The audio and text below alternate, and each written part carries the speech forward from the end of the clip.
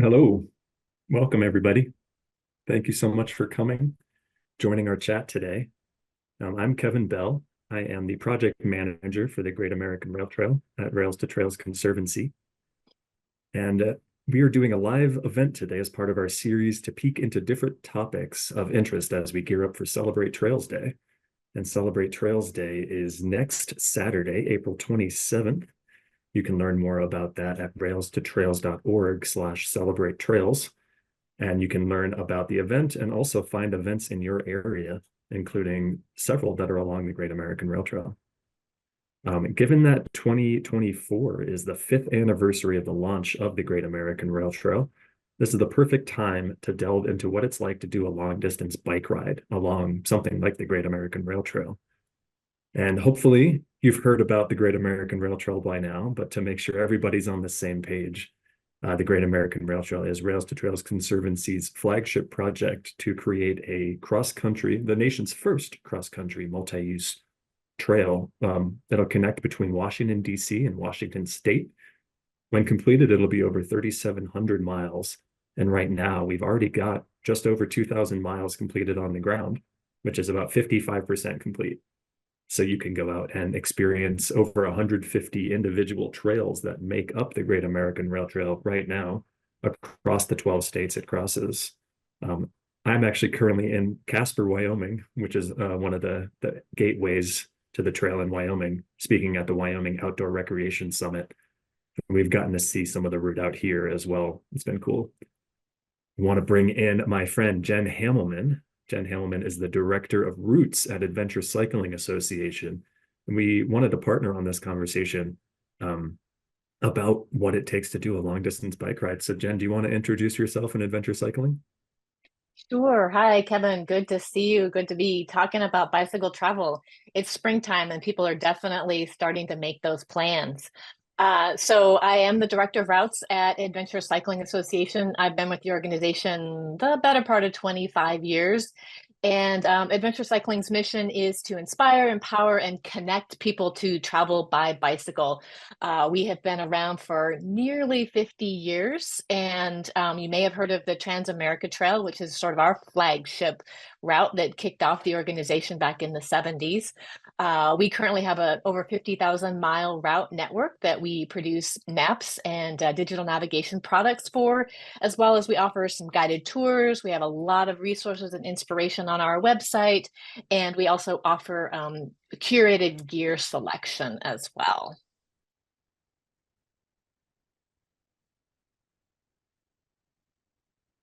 That's awesome.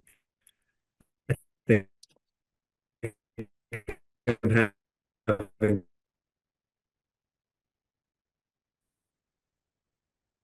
Uh-oh, if you asked me a question, Jen, can I've you send missed. me some signal that you can hear me?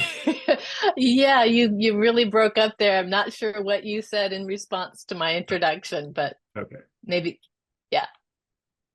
It was me panicking, saying, "Can you hear me?" Because I'm experiencing bandwidth issues here. This happens sometimes when you're out on the Yeah, road for these projects, but it sounds like I'm yes. back. You seem to be Okay, back. Yeah. cool. Thanks. Good, good. Well, I'll definitely teach some pieces, and if I go silent again, please feel free to go on about what you're working on. But you Yeah, have some sure. personal experience with long distance bike travel, and of course, adventure cycling is a great organization whose focus is on long distance bike travel. So when you think Mhm. about somebody preparing for a long distance trail journey, um, let's talk about what resources exist. I want to go on the Great American Rail Trail. Where do I Yeah. begin? You, you What would you you're say to you're someone who you're is, breaking up pretty bad. I don't know if other folks are experiencing that. Um, but I will just jump right into some of the resources that we have available on our website, including blog posts from bicycle travelers who have experience ranging in a variety of ways from how much they've ridden, what kind of travel they've done. There's both on-road travel and then also gravel or off-road routes. Um, the very first step is to choose a route. Where do you want to go? Why do you want to go there? What do you want to see? And certainly there are lots of places where you can find community derived routes, as well as organizations such as ours that have these routes that we've curated over the history of our organization. And we take a lot of pride in doing that research to keep those resources like our printed maps up to date. Um, Other resources include other organizations like warm showers. That's something you need to think about when you're planning a long trip, is where are you going to stay and what are your preferences? Are you okay camping, or do you prefer a warm bed and heat turning on the wall? I mean, and what's your budget, right? So there's a continuum there. I think most people end up doing a combination of those options. And the warm showers is a great resource in that it's a network of people all around the world. It's not just in the United States, who open their homes to people who are traveling by bicycle, and they may have traveled by bicycle themselves, or they're just vicarious, curious folks who want to support others on those kinds of adventures. Um, Another thing to think about when you're planning a trip is food is fuel. So, how are you going to fuel yourself? Do you want to cook your own meals? Do you want to rely on dehydrated food or things like ramen, where you really only need to boil water? Or do you want to just leave that whole cooking kit at home and partake in the diners and restaurants that you will encounter along the way? Again, most people end up doing a mix of things on that. And as a person who eats a vegan diet, I can tell you that is always high on my list of figuring out what I'm going to eat and where I'm going to find something to eat. Um, Yes. and yeah, yeah. So that's a place to start. I mean, on our website, we have some information about what to pack, what kinds of things, and how many things. Um, I don't know about you, but I'm not super mechanically inclined. I can change my flat, I can handle that. But some good advice that was given to me when I planned my big trip in 2017 was to bring some tools for the things that my bike needed, even if I didn't know how to use them, because it was likely I would encounter someone along the way who would know how to use them and could help me. But if I didn't have those tools, then that sort of lowered the odds of being able to get the help that I might need. Like I had a special derailleur tool in my kit. I probably could have looked it up on YouTube if it had come to that, but knowing I had the tool in hand and probably could run into somebody who could help me out with that was confidence Yeah. inspiring in a way, you know? And you can't be guaranteed to have service, as we're finding out while I'm here in Wyoming. So YouTube can only help Exactly. you if you have internet service. Yeah. Right, right. Yeah, for I'm glad that sure. you mentioned lodging places for people to stay. That's really important. Um, if somebody came to you and said they want to do a cross-country trip, how far in advance would you say that they need to start planning that trip? Well, I mean, it depends on your tolerance for risk, and Mm, as well as the type of lodging that you prefer. Um, Camping is a little bit more flexible, but you may also have a higher level, you may need a higher tolerance for a bit of risk. We try when we're planning our routes to keep the routes such that folks don't have to travel more than like 60 miles a day in order to get from lodging to lodging opportunity. um, it seems like there's a ton of flexibility for camping, from National Forest Service campgrounds to commercial campgrounds. Um, and, cyclists don't really take up a lot of room in a campground. So, even if you're riding, it's towards the end of the day, you want to, find a place to crash, and all you see are RV campgrounds. It never hurts to approach them and just ask for a corner of the lawn to pitch your tent and be on your way. Um, and I also encourage people, and I learned this sort of the hard way, to not necessarily plan super strict, um, days too far ahead because you might miss out on some really great opportunities. My one of my regrets on my big trip was that I had my scheduled myself so tightly that I had an opportunity to hang out with at a barbecue with this Canadian family that I met on the border. And I said no because I had to be somewhere in a couple of days and I didn't know how I would make up the time. And I am bummed to this day that I had to say no to that opportunity. So there's definitely some pros and cons to planning. You want to know roughly, but have a little flexibility built in there is a good recommendation. You definitely want to leave yourself open to some trail magic, as I've heard it said before. Yeah, People exactly. want to talk to you when you're out there because, oh wow, look at you. You came this far. Even if you're not doing a cross country trip, even if it's Hmm. a week or so, it's still pretty Hmm. cool. People want to, yeah, show you around, buy you a beer, take you out. Yeah, it's fun. Yeah, yeah, for Um, sure, for sure. you had mentioned tools to bring with you before, and I wanted to show you something that just came back with me from I went on a little run in Worland, Wyoming. Don't know Hmm. if you can see that right there. That is a goat head spur, which happen Yeah. to exist out in the Mountain West. And Hmm.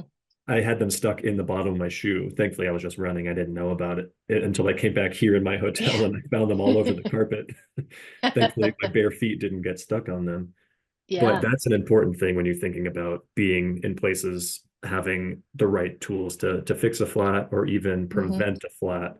You might have to Yeah. think about special tools for that. And I know there's like a gel you can put inside your tire. I don't know if that's recommended, but it's important to think about.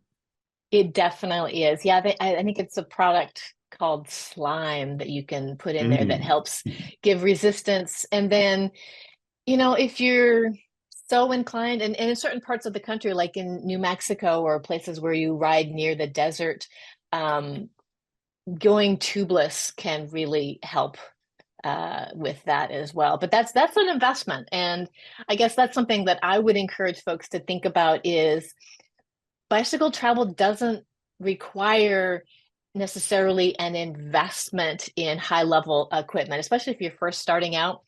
The best bike to do bike travel on when you're first starting out is the bike that you have, right? So try that out first, modify it, go to your bike shop, get advice from the very smart people that are there. They can help you put a rack on or find ways to attach bags to your bike so that you can carry the essentials with you without a huge investment because it's really easy to get sucked into the I need to buy this gear and that gear and the most light gear. And the best way to start is with what you have. Yeah, bicycle travel does not need to be elitist. We want it to be open No. to the greatest amount of people, which is really an Hmm. important part of the Great American Rail Trail concept, is Yeah. that rail trails can only go at a certain grade. And we are really interested in creating that, democratizing that experience perhaps across the country.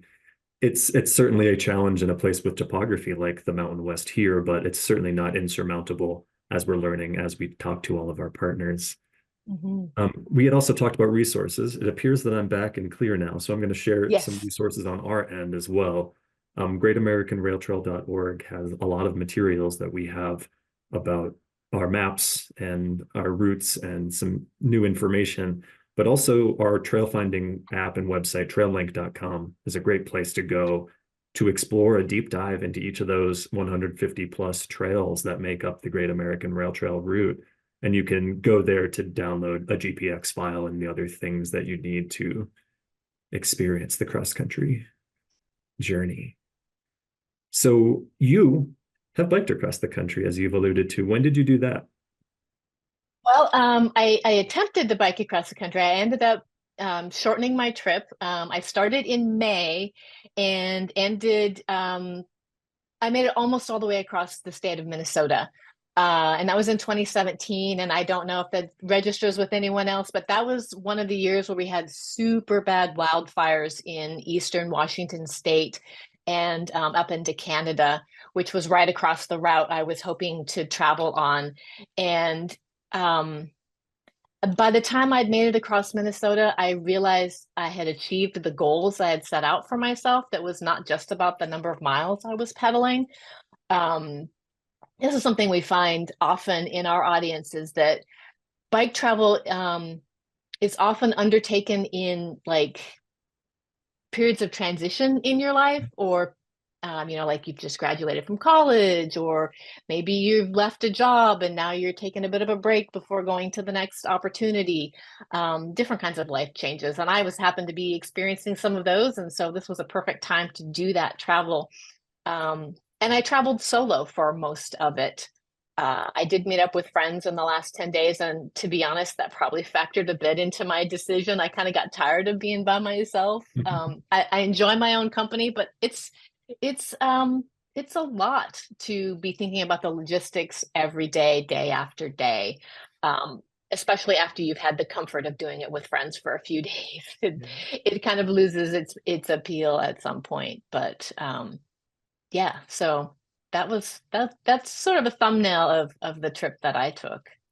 It's fascinating to hear you say that people tend to do these kind of trips in periods of transition. I never thought of it that way, but it makes a lot of sense. And we've got a partnership with our friends at Warrior Expeditions, which you and I have Hmm. talked about a little bit. Hmm. But they are an organization that brings returning veterans on long distance trips as kind of a healing journey.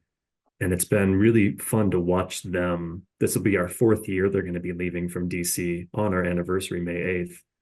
And it's great to see them start in DC. I get to bike with them for a few miles. And every year I'm like, gosh, what would it be to just like throw my laptop in the C&O Canal and keep going? Don't Yeah, tell anyone at yeah. work I said that though. Um, it's great to Yeah, watch them though, and I feel like when we connect with them, they get their stride in the middle of the country, and they're eager to finish. The completionist aspect of that is really interesting though, because it kind of can be a mental game too. Like, how much yeah. do I absolutely want to bust my behind to make this happen, Hmm. or making sure you listen to your body and listen to your Yeah, mind. If you're done, maybe you don't need to do the entire thing, and that's okay. No one's gonna yeah. judge you or think less of you, and if they do, it's not their journey, it's yours. Right, right. Yeah, that makes me think of there's a category of people called the I call them, and I think a lot of other people do, EFIers, so that every flipping inch. There are folks that want to pedal every flipping inch of their tour. And again, I think you kind of sometimes miss out on opportunities when you hold firmly to that point of view. Um, in spite of my best efforts, I got behind, and I had to be in places to meet people that were flying out to meet me. So I took a ride from a trail angel. In fact, I think I did it maybe two or three times in various ways, and I had great conversations and met really wonderful people in those circumstances. Um, Traveling as a solo woman, I did have family members have some concern for me to be out there on my own. And while I understood that, I'd also seen enough people come through our office that were reporting that after they would do a big trip, in the top three things, nearly always, if I asked them what were their top experiences on one of our on a route, in the top things, three things was always their experiences with people, that time and Yeah. again people came through for them in a variety of ways and a variety of surprising ways. And so I took that with me on my trip and really leaned into it. And I have to say that for the most part, every day I felt safe. There was really only one instance where my gut told me I needed to do something different. And it turned into a really beautiful experience, but to listen to my gut and make that change that day. I've gotten to do some multi-day trips myself, never a cross-country journey, but I've gone between on the Ohio and Erie Trail and onto the Great Hmm. Allegheny Passage. So I've biked the entirety of the Great American Rail Trail, basically between Western Ohio and DC, which has been Hmm. fun. But there Yeah. was one section that did not have a trail and it did require some on-road cycling. And I'll say hi Hmm. to my friend Price, who joined me there. We were on a sketchy road that we weren't quite comfortable on. Hmm. And the next day we had to do 30 miles on that road. And we asked for a ride from our friend Aaron. Hi, Aaron. Thank you again. And that was okay. I didn't feel like I needed to do that as a completionist because my body and Right. mind was telling me, do not do that. Yeah. Yeah. Yeah. Definitely important to listen. Yeah, so I Yeah. wanted to kind of pivot a little to our partnership together that we Mhm. recently were able to work on. Yeah. Speaking of identifying some on-road corridors, that's a question I get the most in our Great American Rail Trail email box is you have 55% of the route complete. How do I do the rest of the route if I want to go across Hmm. the country? And we say that's a great time for you to flex your planning muscle and see what's best for you because that's not what we have historically done. We have not been on road cycling. That is more of a purview of adventure cycling. So we chatted with you all when we realized that we really wanted to create some sort of recommended route between through the Mountain West, as I'm calling it, between Hmm. Western Nebraska and Western Montana. That's the Hmm. section that has the fewest completed miles and the Hmm. longest distance between towns that have resources. And we felt like it was really important for us to at least provide some recommendation for people doing that section because they're going Yeah. out anyway.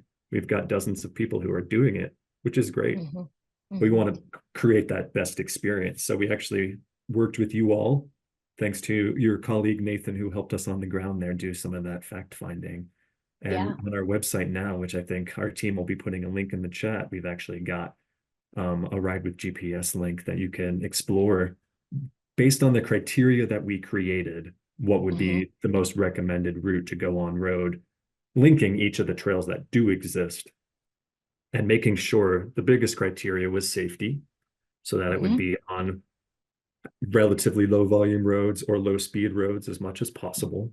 Hmm. And going through towns was very important, especially towns Yes. that are already slated to be on the Great American Rail Trail, because we want Hmm. people to be out there and to be visible. And an Yes. important part of this route was also telling our local partners that this is not to take the place of continuing to develop trails on the Great American Rail Trail. Our goal is to make this obsolete as soon as possible. But we are making sure that we communicate that. But I'd love to hear a bit more about why you all wanted to partner with us on that as well. I know that's an important thing for you looking at trails as well, right? Oh, definitely. Across our 50,000-mile route network, we do incorporate trails and side paths and things where feasible. Sometimes it's not always going to get folks between point A and point B that we're trying to do particularly. But we were really excited to partner with you all at Rails to Trails Conservancy on creating this detour route to help people complete their bucket list trip of riding cross country, right? Because that's really our shared mission is to get people out traveling by bicycle. And so we were delighted to be able to bring our expertise because we have a process for sending folks out and actually being on those roads and talking to people in those communities to find the best roads for cycling in their communities and being able to offer that to you and folks that are wanting to complete the Great American Rail Trail, which, sometimes your timeline is, I need to do it this year. This is the year I have to do it. And so if we can support you and the folks that have those goals, that is a win-win in our book. And I know we also have like Rails to Trails Conservancy and Adventure Cycling, we have a shared member base. And I'm sure you hear from folks on your end, well, why don't you work with Adventure Cycling? I know we've been hearing, why don't you work with Rails to Trails? And so it was really exciting to be able to take up this opportunity to send out one of our cartographers to research that route and be able to work with you and the criteria that you have, which were really very much in alignment with our established research criteria. It was just being able to connect the dots and make sure that the communities that are already engaged in the Great American Rail Trail to stitch those things together to give the best experience possible, given the resources and infrastructure at hand. Yeah, and I'm really excited about the outcome. It's a very specific thing that we are offering for folks who are planning on going on this trip, but basically it's between Chadron, Nebraska and St. Regis, Montana, and Mm-hmm. making sure that you can link up all those great trails that are there, but find Yeah. the most preferred route, perhaps with the criteria that we set forward. So that's available now. Please, if you're going on a trip, check that out. Reach out to us if you have questions. grtamerican@railstotrails.org is our direct email address. And I'd love to hear your experiences. If especially if you're going out on a cross-country trip. Please let us know in advance because we'd love to follow you. And this year, we actually are going to have some resources that we want to send out to folks who are doing it so that you could advertise that fact. And that when you stop in a business, for instance, you could say, hey, I am biking across the country, and here's why this is important. Or I'm going on a week-long trip on this Great American Rail Trail across the whole thing, not just in this Mountain West area. Yeah. We want to get that out there as much as possible. Yeah, and when you say that, that reminds me that that section, this detour that was created, it actually in some ways really mirrors a lot of the history of the adventure cycling route network in that it goes through these rural and small communities. And what we have heard from like business owners and community leaders across the country is that actually bicycle travel uplifts their community, whether they are involved in doing bicycle travel or not. When the cyclists come through, someone traveling by bicycle, they come in and they buy, things to make a meal, or they do their laundry, or they stay overnight in the mom and pop hotel.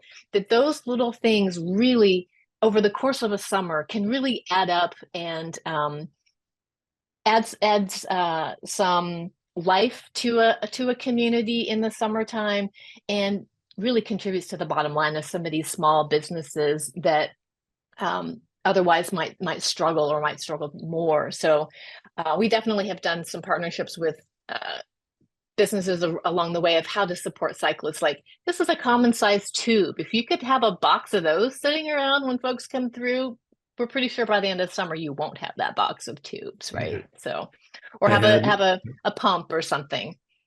so important. I had our intern last year, Jordan Taylor. Hi, Jordan. She did a research for us along the Great American Rail Trail showing where all of the bike shops are. And there is a Hmm. vast bike shop desert through a lot Yeah. of the country. We did find one Hmm. in Warland, which is awesome. So shout out to Larson's Bicycles. We saw you on the road Yeah. as we were driving. But Yeah. it's important that, gosh, every one of these towns is going to have some sort of hardware store or convenience store or Hmm. something that even if they could carry that, that would be huge and would Yeah. show the need for that. Yep. Well, I think that message of uplifting rural communities and economic development is really important and probably a good way to end the conversation here because that is a major priority for ours. Is there anything that we missed that you want to highlight for folks, Jen? Um, I not really. I think we covered all the bases I was hoping we would cover. I mean, again, we're excited to support your mission, and I think there's so much overlap between our missions and our audiences that it's exciting to me to see us get to have this partnership and active level of participation in each other's work. So thank you for reaching out to us, and thank you for reaching out to me today. This has been a great conversation and opportunity to just connect with you. Thanks, Jen. And yeah, my plan is to get on my bike in DC, and I hope you'll get on your bike in Portland, and we can meet somewhere in Nebraska in the middle. So That okay. You're done. on. I Let's am set on a camera date. saying it. Oh no, I have to do it now. All right. Well, That's kind of the way it goes. You say things out loud and they have to happen.